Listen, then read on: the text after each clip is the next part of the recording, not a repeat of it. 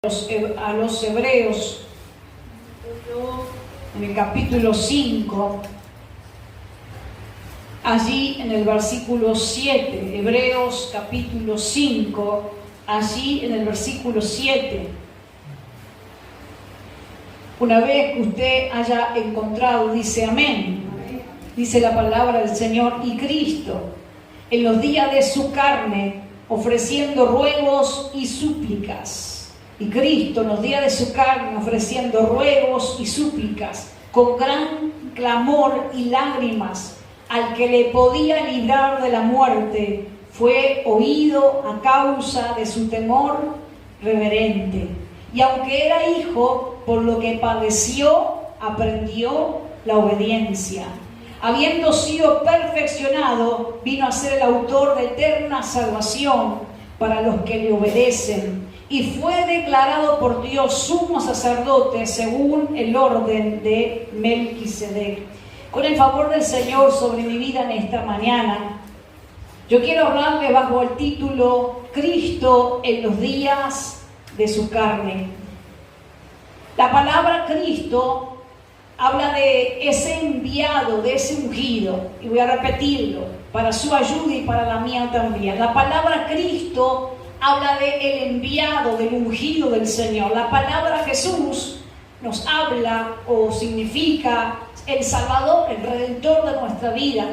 Pero miren cómo lo presenta el escritor a los Hebreos, cual nosotros no sabemos quién escribió el libro de los Hebreos. Lo que sí sabemos que fue un hombre inspirado por el Espíritu Santo, y fue un hombre que estudió mucho la palabra y la ley, por lo que en el libro de los Hebreos está escrito. Un hombre que profundiza mucho la palabra. Y él usa para hablar de Cristo en los días de su carne. En la mayoría de las veces cuando hablamos de Jesús, de Cristo en los días de su carne, nos referimos a Jesús, porque ese Jesús que vino mediante la carne, nacido de una mujer, por obra de Dios, por obra del Espíritu Santo. Este Jesús, siempre cuando nos referimos a Él hecho carne, siempre nos referimos a Jesús. Pero el escritor a los Hebreos lo hace mucho más delicado y dice Cristo. Ya hablando no de solamente de ese que vino a redimirnos, sino que ese que ya nos redimió. Y voy a volver atrás con mis palabras para que usted me pueda entender. Ese Jesús que vino a redimirnos, ahora la palabra Cristo habla que ya nos redimió. ¿Sí? Ese Jesús que vino a redimirnos, ahora cuando Él menciona a Cristo, habla que ya nos redimió. ¿Y cómo sabemos que Él ya nos redimió? Porque se tuvo que presentar delante de Dios para abogar por nosotros. La palabra habla de un oficio instituido por Dios en la ley. Y cuando Dios instituyó a través de la ley de Moisés que se levantaran ministros para ministrar sus cosas santas, nosotros, y me señaló a mí ahora en esta mañana, somos ministros del Señor, pero solo somos figura y sombra. Solo somos, hermanos, representación. No somos nada sin Dios. No tenemos nada sin Dios. Somos tan mortales como los otros. Pecamos tanto también que necesitamos abogar, pedirle a Dios que abogue por nosotros, por nuestros pecados, todos los días de nuestra vida. Pero hubo un sumo sacerdote que también fue hecho carne. Pero este sumo sacerdote no recibió el sacerdocio según la ley de Moisés, ni vino de la tribu de Leví, por lo que allí eran los sacerdotes que venían procedentes de esa tribu. Él no vino de esa tribu, ni tampoco tenía que ver con el oficio que un hombre levantara aquí en la tierra. Este sumo sacerdote vino de parte de Dios. Cuando usted lee, yo no quiero hoy profundizar mucho, pero cuando usted lee justamente conmigo, según el orden de Melquisedec, usted dirá, ¿y qué tiene que ver y quién será ese Melquisedec? Este Melquisedec mencionado en el libro de Génesis, cuando sale al encuentro de Abraham, después que Abraham venía de librar una batalla que Dios le había dado la victoria, el padre de la fe, Abraham. Cuando este sale a recibir a Abraham, le bendice a Abraham.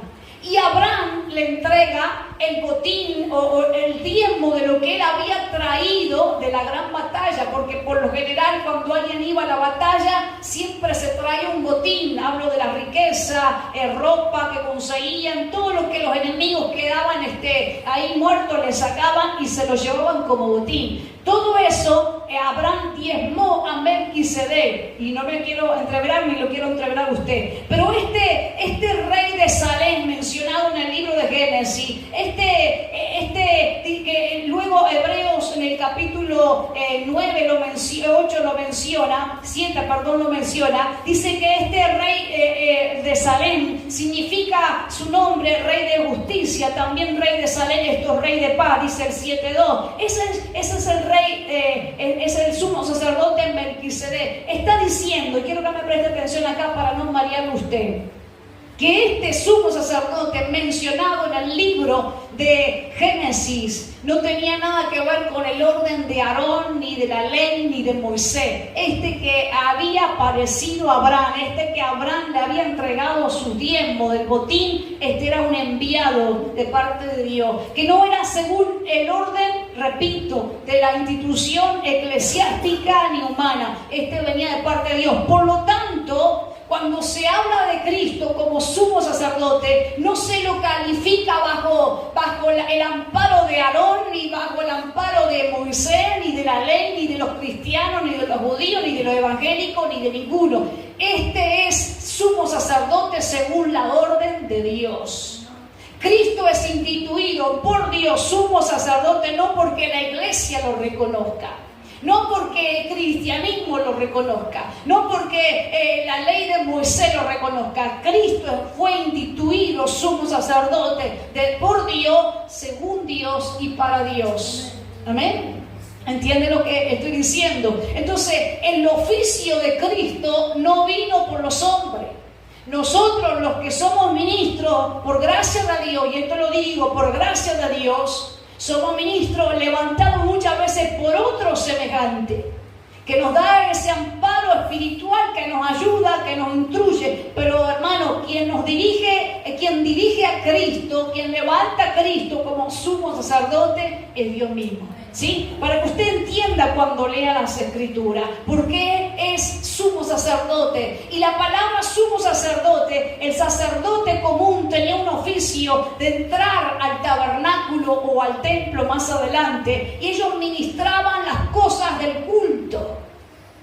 ¿Sí? Ministraban las cosas del culto, que en ese tiempo era tener siempre el pan allí en la casa del Señor, que representaba la palabra. El pan, tiene que haber siempre una palabra de Dios. Que administraban que las lámparas siempre estén encendidas, que Dios siempre nos mantenga alumbrándonos.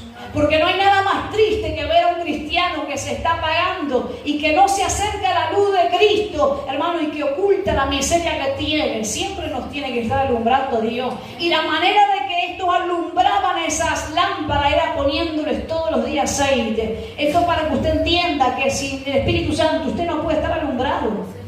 Usted no puede estar alumbrado. Estos sacerdotes ministraban el lugar santo, ministraban el atrio que era afuera, los sacrificios, recibían a la gente. Pero el sumo sacerdote solo una vez en el año podía entrar al lugar santísimo, que era una separación que había entre el lugar santo y santísimo con un gran velo.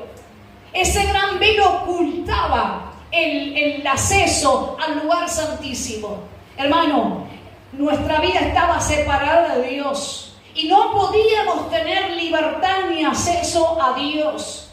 Y nos separaba, hermano, porque dice la palabra que sin santidad nadie va a ver al Señor. ¿Y cómo es que ahora le vamos a ver o le vemos por la fe? ¿Cómo es que ahora le podemos ver por la fe? Mediante que Cristo rompió esa separación, limpiándonos de nuestros pecados. Amén. Mediante que Cristo se ofreció por nosotros para siempre delante de Dios, para limpiarnos de nuestros pecados. Una vez en el año, el sumo sacerdote entraba al lugar santísimo y ofrecía, el sumo sacerdote común, estoy hablando, el que fue instituido por los hombres. Primero dice que entraba al lugar santísimo no sin sangre. La sangre representaba que hubo antres para ir al lugar santísimo, al lugar donde estaba el arca que representaba la presencia de Dios. Tuvo que haber un sacrificio y el sumo sacerdote entraba una vez en el año llevando sangre al lugar santísimo, ofreciéndole a Dios sacrificio o pidiéndole a Dios con esa sangre que perdonara su propio pecado, el pecado del sumo sacerdote primero y después del pueblo. Porque, como dije hoy, nosotros los seres humanos, los mortales, luchamos una lucha grande, grande. Por eso usted tiene que orar por los ministros. Usted de repente dice, yo no estoy de acuerdo, yo de repente, no sé, le cambiaría muchas cosas a esa líder que está parada ahí. Amén. Yo no le juzgo, es cierto, hay cosas que todavía este liderazgo, y me señalo con mucha claridad, este liderazgo tiene que mejorar. Pero por favor, ore por mí. Por favor, ore por el liderazgo, mientras por gracia de Dios, Dios nos va perfeccionando para hacer mejor nuestro trabajo. Amén. Entonces, este sumo sacerdote ofrecía una vez en el año sacrificios por él y por el pueblo. Sacrificios que solo eran sombra y figura, no podían quitar, solamente eran sombra y figura. Pero hubo uno que se presentó delante de Dios una vez para siempre, y este fue Jesucristo. Y lo digo así, Jesucristo, hablando de ese que vino en carne, pero también enviado de Dios. ¿Sí? Ese se presentó delante de Dios una vez y para siempre, y no llevó sangre de animales. Porque, hermano, usted puede venir al culto, puede tener su Biblia, puede cantar corito todo el día en su casa, pero ninguna de esas cosas le puede limpiar sus pecados. Solo la sangre de Jesucristo. Usted puede pedirle a todos los pastores que le pongan mano a la cabeza, que le regalen aceite igual para llevar a su casa, que le oren y le santifiquen todo, y que usted pueda quedar contento con eso, pero ninguna de esas cosas le puede ni salvar ni limpiarle el pecado de su alma. El único que puede limpiar nuestros pecados es Jesucristo de Nazaret. Entonces, Él se presenta delante de Dios no con rituales, no con sacrificio humano, sino con su propia sangre. Su propia vida fue puesta ante Dios, diciéndole, yo soy el sacrificio vivo para perdonar el pecado de esta gente. Intachable tenía que ser el cordero o el animal sacrificado. Intachable fue Cristo como hecho carne, y cuando vino como hombre, Él fue intachable, nunca pecó. ¿Fue sometido a tentación? Sí, pero no cedió a la tentación. Por eso, hermano, dice el libro de los Hebreos, Él puede comprender la condición humana. ¿Me entiende? ¿Por qué Jesucristo entiende la situación o la condición humana? ¿Por qué la entiende tanto? Porque vivió en este nuestro cuerpo que nosotros tenemos. Él también vivió en un cuerpo parecido al nuestro. Pero la diferencia, según lo dice también Hebreo, que dice Hebreos 4:15, porque no tenemos un sacerdote que no pueda compadecerse de nuestras debilidades. Él tiene compasión de nuestras debilidades, sino que uno que fue tentado en algunas áreas. ¿En qué fue tentado el Señor? Según lo que dice ahí las palabras. ¿En qué fue tentado? En todo. En todo. En todo. Por eso el Señor comprende o se compadece de la condición humana, porque en todo Él fue tentado. Pero ahora leamos, por favor, todo. Dice, sino que uno que fue tentado en todo. Todo se le presentó para pecar contra Dios.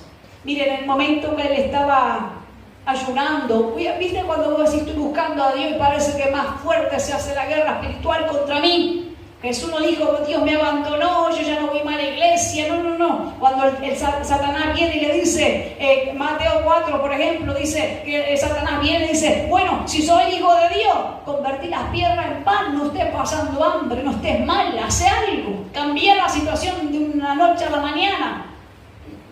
A veces, hermano, no es así. El Señor le dice, no voy a tentar al Señor mi Dios. Si yo me mantengo vivo, no es por lo que solamente come este cuerpo, me mantengo vivo porque Dios dice que estoy vivo, porque el hombre no vive solo por lo que come, el hombre vive por la palabra de Dios. Amén. Entonces hay un momento en nuestra vida, hermano, que a veces Satanás viene a probarnos justo en el momento que estamos mal y nos viene a ofrecer en bandeja una solución. ¿A ¿Cuántos Satanás nos ha ofrecido bandeja? Y me incluyo porque muchas veces me ha ofrecido bien bandeja una solución. Pero uno sabe que, hermano, no es lo que Dios tiene para nosotros. Y que esperar en Dios lo mejor que podemos hacer. Amén. Dice que Él fue tentado en todo, según nuestra semejanza. Según nuestra semejanza. Hermano, ¿cuánta gente habló mal de Él, hermano, mirándolo? ¿Cuánta gente le menospreció y aún así Él perdonó? Hasta en la cruz perdonó los pecados de los aborrecedores, de los burladores. Esto te digo y me digo a mí misma esta mañana por si acaso, hermano, pensamos que el Señor no nos comprende, ni se compadece. Él se compadece de nuestra condición porque la vivió. La única diferencia, mire, dice ahí, sino que uno fue tentado en todo, según nuestra semejanza, pero sin pecado. A él el diablo le ofreció mucho en la bandeja. Mire, también le dijo Satanás, te voy a dar todo si me adorás. Uno tiene que vivir conformado a la gracia de Dios porque Dios te va a enseñar a tener. ¿Sí? A veces, hermano, no hay que enloquecerse por tener. Y yo no estoy hablando de lo económico, por favor, no me malinterprete. Tener en todos los ámbitos de la vida. Uno tiene que enloquecerse por tener en todos los ámbitos de la vida porque a veces uno no está listo para administrar lo que tiene. ¿Sí? Yo lo digo por mí, no sé si por usted. Entonces Dios nos va preparando para que uno viva conformado, asegurado con la gracia de Dios y no se apoye en lo que uno tiene, ni en lo que uno hace, ni en lo que uno es. ¿Está bien? Uno no puede apoyarse en lo que uno hace. Yo no me puedo apoyar, decir yo voy a estar bien porque yo soy una pastora, una servir. No, hermano, Dios me libre de decir eso. Todavía me cuesta decir la palabra pastora, me queda muy grande todavía ese zapato. Dios me libre de apoyarme en lo que hago, en lo que creo, que Dios, no, yo no puedo apoyarme en eso, ni en lo que Dios me permite en la vida tener. Que Dios nos libre, porque, hermano, nosotros tenemos que vivir apoyado en Cristo y saber tener. Hay que saber tener lo que Dios te da. Hay que saber ser lo que Dios quiere que vos seas. Te lo voy a repetir otra vez. Hay que saber tener lo que Dios te da. Hay que saber ser lo que Dios quiere que uno sea. ¿Sí? Hay que saber ser lo que Dios quiere que uno sea. Hubo un hombre para mí que supo ser lo que Dios quiso que él sea. Y hablo de Jonatán, el hijo de Saúl, el rey de Israel. Él sabía de nacimiento que el hijo del rey que tenía que ser rey, moría el padre, quedaba el hijo. Es ley. La gente lo sabía, la nación entera de Israel sabía que el día que muriera Saúl, Jonatán iba a ser el rey. Lo sabía todo el mundo. Pero Jonatán sabía que la voluntad de Dios era que David fuera el rey, no él. Entonces cuando el padre perseguía a David, él no iba a buscar a David y le llevaba comida y lo alentaba y lo ayudaba y le decía, mira, después que mi padre muera, Dios te va a entregar el trono. Ese era un hombre que sabía en la vida lo que él iba a hacer, lo que Dios quería que él fuera. Hay que saber ser lo que Dios quiere que uno sea. Mire, hubo una mujer también para mí muy importante, ella, Débora. Débora no era, hermano, era una jueza, pero ella no podía pelear una batalla que Barak, el líder, el general del ejército de Israel, tenía que pelear. Ella tenía que mantener su lugar como jueza, como para alguien que resolvía algunos temas, pero ella no podía hacer todo. Y ella le dijo a Barak, mira, Dios te dijo que fuera a la guerra, Dios te va a dar la victoria, anda. Yo voy a orar por ti seguramente. Y Barak, hermano, entiende que su lugar era ir a pelear, pero Débora era una mujer fundamental para alentarla. Hermano, cada uno en la vida tiene que saber qué es lo que Dios quiere que uno sea. ¿Amén? Y saber ser lo que Dios quiere que uno sea. Porque uno puede vivir como Jonatán, sabiendo toda la vida que no es para ti, no es para ti, pero tú vas a ayudar al que Dios sí quiere para él. Amén. Que vos decís, no es para mí, pero yo voy a ayudar al que Dios sí puso en ese lugar. Bendito sea Dios por esta palabra. No es para mí, eso no corresponde para mí, pero yo voy a hacer todo lo posible para que la persona que Dios quiera que llegue ahí sea bendecida. Hay que saber ser lo que Dios determinó que uno sea. Y hay que saber tener lo que Dios te da. Hay que saber tener lo que Dios te da, hermano. Porque dice Salomón en uno de sus escritos en Proverbios: no me des pobreza para que yo no ande robando, pero tampoco me des mucho porque se me vuelan los pájaros. Lo dice así, pero está hablando de la vanidad. Dame algo que yo pueda tener equilibrio en la vida. Hay que saber tener, hay que saber ser lo que Dios quiere que uno sea. Dice Juan, después de haber predicado y preparado el camino del Señor, y sabía él que mucha gente se la había arrimado. Mire, cuando la gente viene a ti y te habla a ti del poder de Dios que hay en ti, tú tienes que en algún momento llevar a la gente a Cristo. Y si la gente hermano, se olvida de que fuiste tú el instrumento, mejor todavía para ti y para mí. Porque tenemos que ser como Juan, decir: es necesario que yo mengüe. Yo les prediqué, yo les hablé del Señor, ellos fueron a Cristo por causa de que yo les prediqué, pero es necesario que yo mengüe y que Jesucristo crezca. ¿Amén? Hay que saber ser lo que Dios quiere que uno sea y hay que saber tener lo que Dios nos da. No me quiero ir del tema, pero este sumo sacerdote, Jesucristo, supo ser lo que Dios quiso que Él sea. Jesús o Cristo nos tiene en su carne. Hermano, Él supo ser humilde. Mire, siendo dueño de todo, porque dice Ageo: mía la plata, mía el oro. Y Cristo, Jesús, era Dios mismo en la tierra, era dueño de todo. Pero supo esperar, supo tener, que la gente le decía: Señor, yo voy a ir contigo a predicar, yo voy a ir contigo, donde vos vayas yo voy contigo. Y le dice: bueno, síganme, pero yo no tengo ni dónde recostarme la cabeza. Como diciendo: no esperen de mí muchas posesiones. No esperen muchas comodidades. No esperen que las cosas les sean fáciles, porque yo ando llevando mi cruz. Bendito sea Dios. Yo llevo mi cruz. Y es necesario que el que me siga también agarre la cruz. Porque yo voy a morir. El que me sigue también va a tener que morir. Jesucristo, hombre, Dios, que supo ser lo que Dios quiso que Él sea. ¿Cuántas veces nosotros, hermanos, nos sentimos frustrados? Miren lo que uso, miren las palabras que uso. Nos sentimos frustrados porque no alcanzamos lo que pretendemos en la vida. Y nos olvidamos que los planes de Dios son mejores que los nuestros. Jesucristo, siendo dueño de todo, hermano, supo andar en esta vida con esa gracia que Dios le dio, sabiendo que Él no iba a hacer su propia voluntad, sino la voluntad del Padre. Ojalá Dios nos ayude en esta mañana y así sea. Que nosotros podamos, hermano, como orábamos el día martes, que el Señor nos vuelva a su voluntad. Porque el gran problema del hombre, hermano, es que anda fuera de la voluntad de Dios.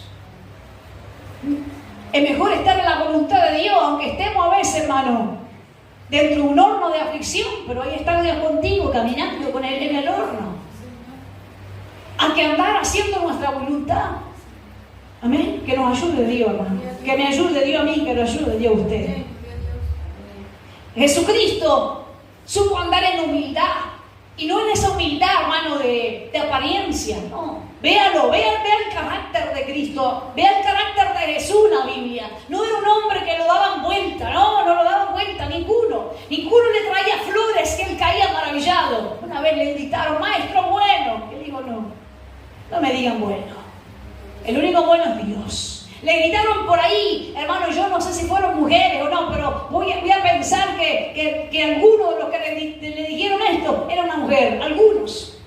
Tal vez no era una mujer, pero le dijeron: verá, allí en la esquina está tu madre, tu hermano. Y él le dijo con mucha autoridad: mi madre y mis hermanos son los que hacen la voluntad de mi Padre. Un hombre que no tenía doblez. Un hombre que en la sinagoga, en el templo, en la calle, les predicaba el evangelio del arrepentimiento a todos sin acepción. Que se presentaban ante los que tenían conocimiento y ante los ineptos y ante los, de repente, los que nunca en la vida habían escuchado nada de la ley, los ignorantes. Y les predicaba con la misma autoridad y la misma salvación. Un hombre que supo ser humilde. Un hombre que vivió en humildad. Cristo nos dio de su carne. Y dice la palabra que Él fue sometido a duras pruebas. A duras pruebas. Un hombre que hoy nosotros, si leemos con lectura, pausada, con una lectura de experiencia, con una lectura, y entiéndame cuando yo digo experiencia, no hablo de saber, hablo de experiencia de la vida nuestra misma, que leemos su vida y decimos, pero resulta que era un hombre joven, 30 años, que él comenzó su ministerio público con una edad aproximada de 33 años, terminar su vida mortal, carnal en esta tierra, porque así lo determinó la voluntad de Dios. Podemos leer con esta lectura, decir, un hombre joven, que dijéramos nosotros, tenía una vida por delante, pero él sabía cuál era la voluntad de Dios en su vida. No hay nada más glorioso que saber lo que Dios quiere con uno. Viste que a veces llevamos una carga que no tenemos que llevar, porque no sabemos lo que tenemos que andar llevando en esta vida. Uno tiene que saber para qué Dios nos levantó en esta vida.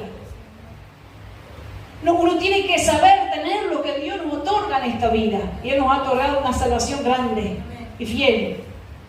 Jesucristo supo, hermano, vivir en humildad, en dependencia de Dios, aunque fue sometido a grandes pruebas. Que hasta los suyos, a los que Él le confió, a los que Él estuvo con Él, con ellos, esta gente en el momento más difícil de su vida no pudo soportar la carga. Yo quiero decirte, hermano, para que usted, yo sé que usted lo entiende, porque tal vez a veces en el momento no lo entendemos, pero cuando va pasando el tiempo y los años, uno va entendiendo cómo es la vida.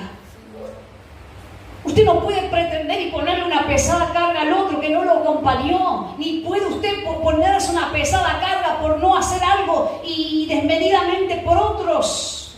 Podemos ayudar, podemos llevar la carga los unos a los otros, pero hermano, hay cosas que solo Dios las puede hacer. Y que nosotros ponernos una carga, y hablo de las cargas del corazón,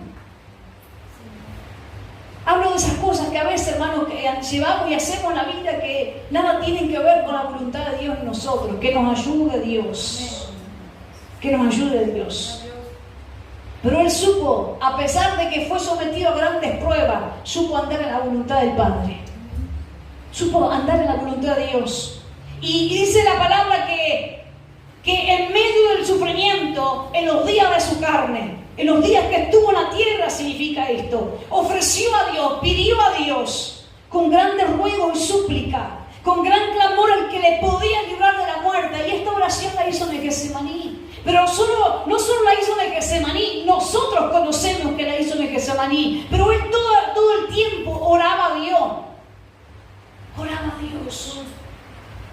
Es grande nuestra batalla espiritual, es grande tu batalla espiritual, como para no apoyarte en Dios. Es grande mi batalla espiritual.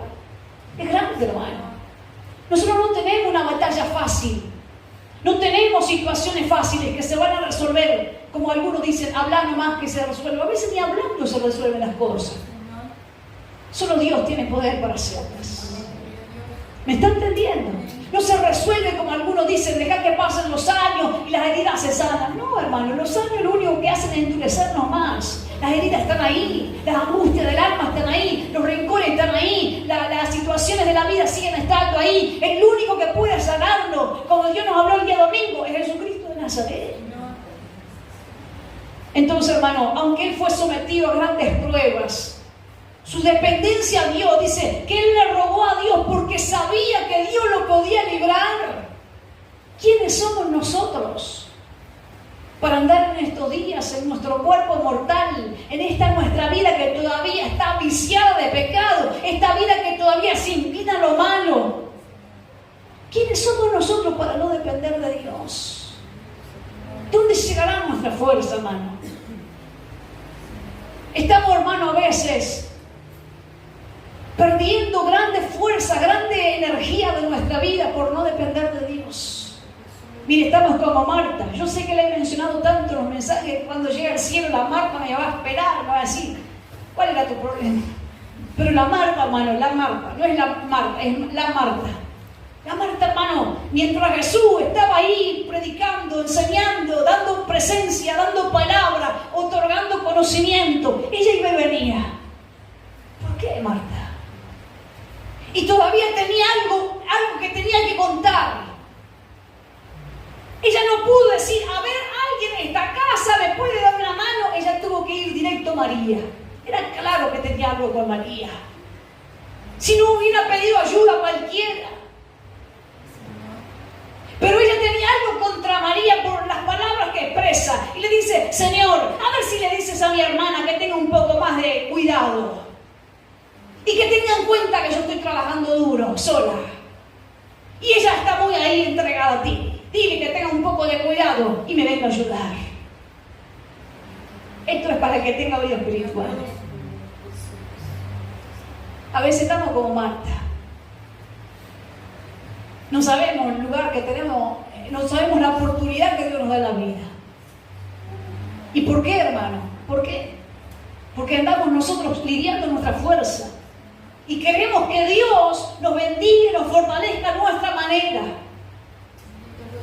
La llevaré al desierto, dice el libro de Oseas. Si no me equivoco, 2:14, dice, la llevará al desierto y le voy a hablar al corazón, la tengo que despojar de todo, la tengo que sacar toda distracción para que me escuche, para que me entienda, para que me mire. A veces uno estando enfermo, y acá lo hago con mucha comilla, acá lo hago con mucha pinza, porque la enfermedad nos toca a todos, seamos que estemos bien, seamos que estemos mal, seamos que estamos tratados o no tratados. No vamos a malinterpretar que la enfermedad es para un trato de Dios. Por favor, no malinterpretemos la palabra. Pero a veces, hermano, estando enfermo, estando mal, uno cae acá en la cabeza y dice, va. ¿No le pasa a usted o no?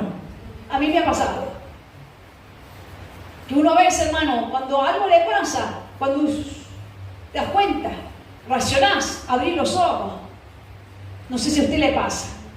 Repito, no hay que malinterpretar, porque mañana usted se enferma y capaz que usted ay, Dios está tratando. No, capaz que simplemente una enfermedad del cuerpo. No malinterpretemos todo. Pero a veces uno estando enfermo, estando en necesidad económica, estando, yo qué sé, en situaciones difíciles de la vida, son momentos que a veces uno, lamentablemente, son situaciones que nos ayudan a abrir los ojos. ¿No le pasó a usted o no? No me quiero ir del tema, quiero ser breve. Intentaré. Pero el Señor, estando en esta condición, estaba hablando de Marta, voy a terminar de hablar de Marta para seguir. Jesús estaba enseñando la palabra y ella venía y iba. ¿Qué haces mientras Dios estaba hablándote? Ir y venir. No estoy hablando del culto, no estoy hablando de esta puerta, no estoy hablando del templo. Me libre Jehová. Me libre Jehová a mí. Porque a veces, hermano, vamos y venimos y podemos estar todos los días en el culto, pero seguimos viendo y viniendo. No estoy hablando del templo, me libre Jehová. No estoy hablando del culto, me libre Jehová. ¿Sabe Dios que no me refiero a eso? Me refiero a la voluntad de Dios, que vamos y venimos. Que vamos y venimos. Que Dios dice, mira, esta es la palabra, mira, esta es mi voluntad, mira, esta es mi presencia, mira, este es mi convite, este es lo que yo preparé para ti. Y nosotros vamos y venimos, vamos y venimos. Y de allá cada tanto le tiramos una indirecta, porque no sabemos hablar directo. Nos encanta a los seres humanos hablar indirectamente. Le tiramos una indirecta, le decimos, Señor, mira que los otros no se esfuerzan como yo.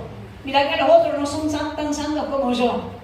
Y el Señor le dice a Marta, Marta, una sola cosa te es demandado. Y María tomó una sola cosa. Y María tomó una bendición. Hermano, una sola cosa a veces en la vida tenemos que hacer y es rendirnos a Dios de corazón y no ir como Marta, salir, entrar a la voluntad de Dios. Que el que tenga oído espiritual y me dé Dios a mí también oído espiritual, lo digamos esto. Amén. El Señor en los días de su carne supo someterse a la voluntad de Dios en su vida. Y vivió conforme a la voluntad de Dios y conformado con la voluntad de Dios en su vida. Yo digo, hermano, que el que no está conformado a la voluntad de Dios en su vida, no tiene que tener a Dios, tiene que desechar a Dios, así fácil. Sí, claro, sí. Porque el Señor es una fortuna para el hombre. Y el hombre que no sabe tomar la fortuna de Dios, es mejor que no lo tome. No lo tome. Yo una vez, hermano, hace muchos años, yo ya conté este testimonio varias veces, pero varios años. Yo era una niña y yo estaba limpiando las sillas con todo el mundo, porque nunca tuvimos parada ni pretensión para servir al Señor en ninguna área. Y estábamos limpiando la silla, había una cantidad de gente. Y había alguien que lideraba a los jóvenes. Y decía constantemente mientras limpiaba la silla, estoy cansada y me duele acá y me duele allá y no sé qué, no sé cuánto. Y hoy no sé si voy a venir al culto, que me perdone el pastor, pero hoy yo me voy a quedar. Y hablaba la pobre. El pastor aparece en la puerta, dijeron que estaba acá, no está ese parlante. Y le dice, fulana, me olvidé decirte que hoy predicas. Ay, sí, pastor, le cambió la cara. Sí, vete conmigo. Ese día para mí fue marcante, porque yo era una niña, pero supe que esta no venía por Dios. Esta solamente necesitaba tener un ánimo. Ay, póngala a servir que así se anima. Se tiene que animar a buscar a Dios, que hay más cosas que vienen por años de luna. Si no amamos a Dios, hermano, tarde o temprano soltamos la carga. No nos importa nada. No nos importa nada. Y el Señor me marcó ese día. Yo era una niña. Esa vino, predicó, ni me acuerdo. Pero hermano, no pasó ni unos meses, que hasta el día de hoy está apartada del Señor. No lo digo para juzgarla, me libre Jehová. Porque yo todavía estoy en las manos del Señor en esta carrera y a mí me cuesta mucho. Yo no lo digo para juzgar, me libre Jehová. Pero lo que digo es, hermano, cuando el hombre no ama a Dios, siempre va a soltar. Porque a veces la carga es difícil. Sí, es difícil. Y si el Señor no soltó la carga que Dios le puso para llevar, es porque Él dependió que Dios lo ayudara. Dios te va, hermano, aquí hay mujeres que han sacado a sus hijos solas, aunque tienen a veces al marido, al esposo, al compañero al lado. Pero hay mujeres que acá han sacado a sus hijos solas. Y no lo digo esto para inculpar a los hombres ni nada por el estilo, me libre el Señor. Lo que digo es, ustedes mismos saben que cuando tienen que salir adelante y poner fuerza y valentía lo hacen, ¿o no es así? Que se han puesto atrás y han dicho, voy a poner a mis hijos adelante. Que se han dicho, voy a poner mi ego atrás y voy a poner el bienestar del adelante. No es así. No todos tienen una lucha fácil en esta vida.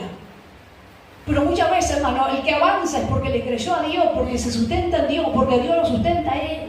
Porque no ha sido fácil para nadie, hermano.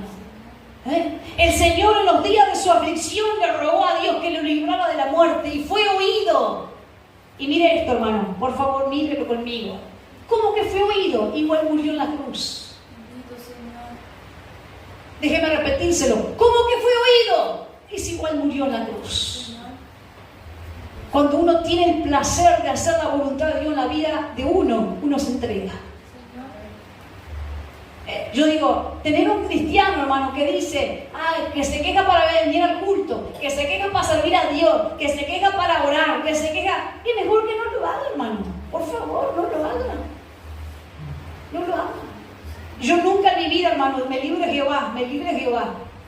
Me dé siempre fuerza para depender de Él y me dé fuerza para trabajar para mis propios recursos, pero me libre Jehová. Yo nunca, hermano, nunca hablo del dinero en este lugar, porque sé que debo de esforzarme yo en la vida y debo enseñar al pueblo a esforzarse, y que si usted le va a dar algo a Dios de corazón, es usted y Dios. Yo no tengo nada que ver, es yo y Dios.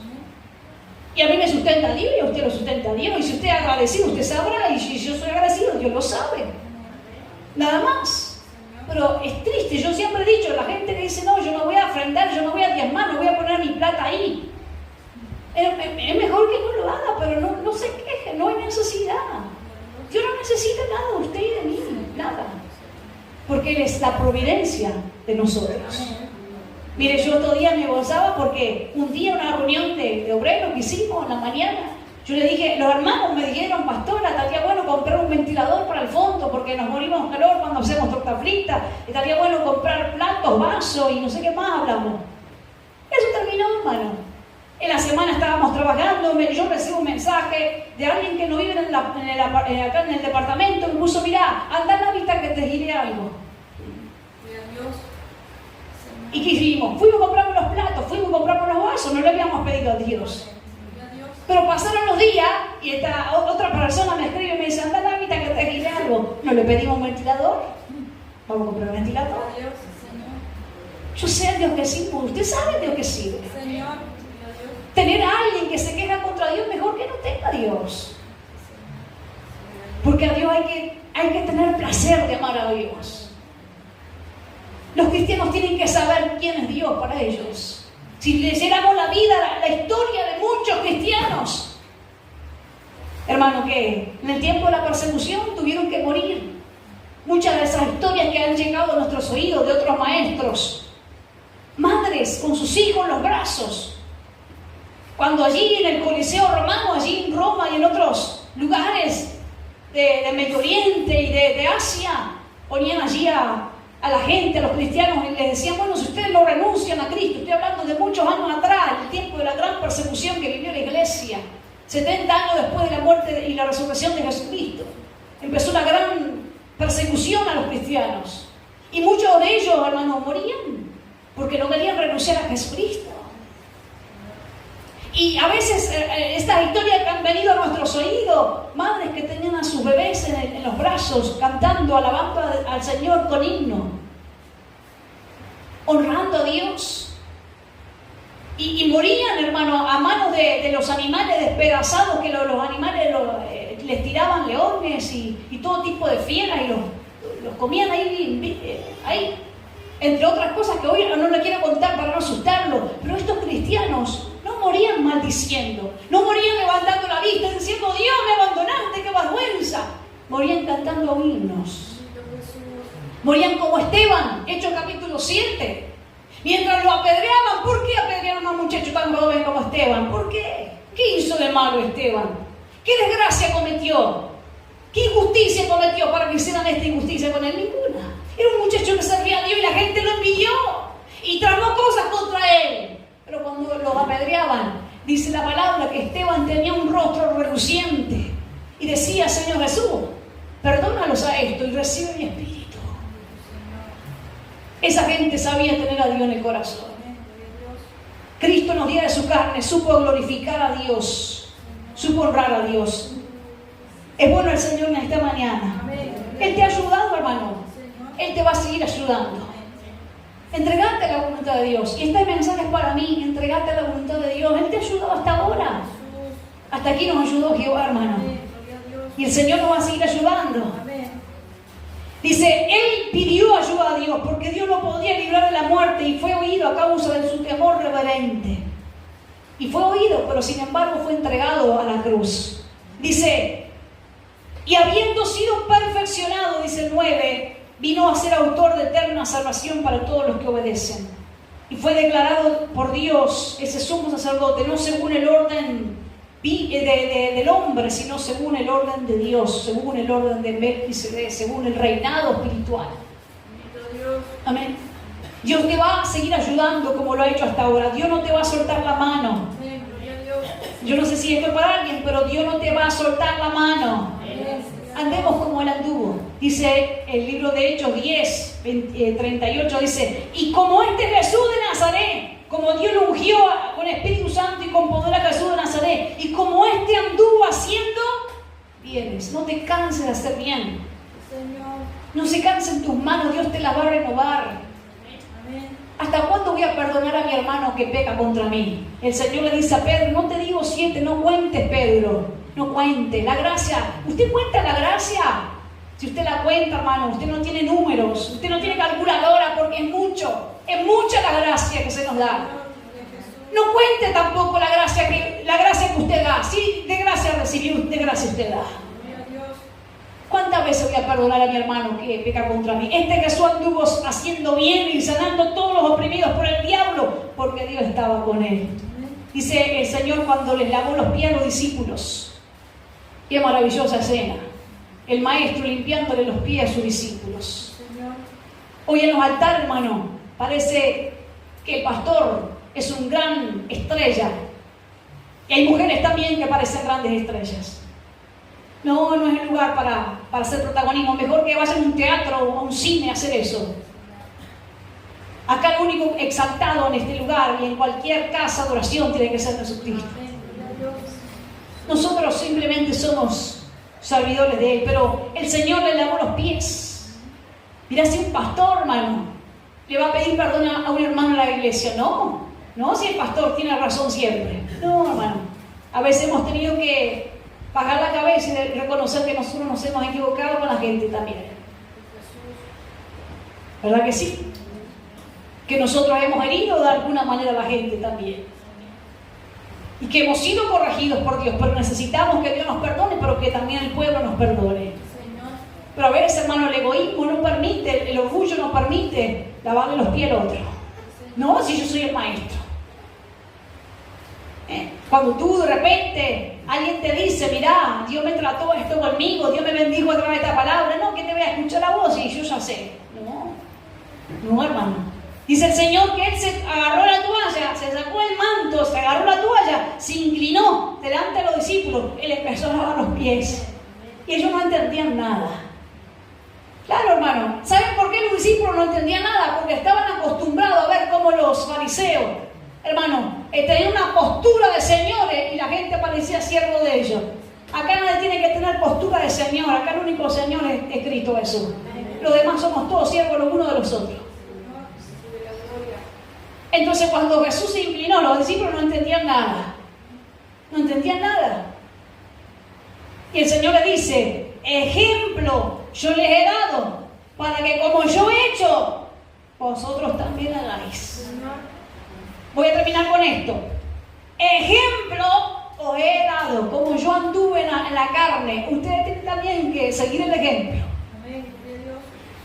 Tienen que saber lo que Dios quiere con ustedes, para no andar agobiados en la vida. Tienen que ser como Jonatán, ir a darle ayuda al que Dios va a elegir. Dios no me eligió a mí, dice Jonatán, pero yo no tengo que matar a David, yo tengo que ayudar a David porque Dios lo eligió a David. Bendito Dios por la vida de Jonatán, bendito Dios por ese varón. Ejemplo os he dado para que como yo he hecho, vosotros hagáis. Amén. Vamos a ponernos de pie. Yo sé que Dios está aquí en esta mañana. Tu presencia está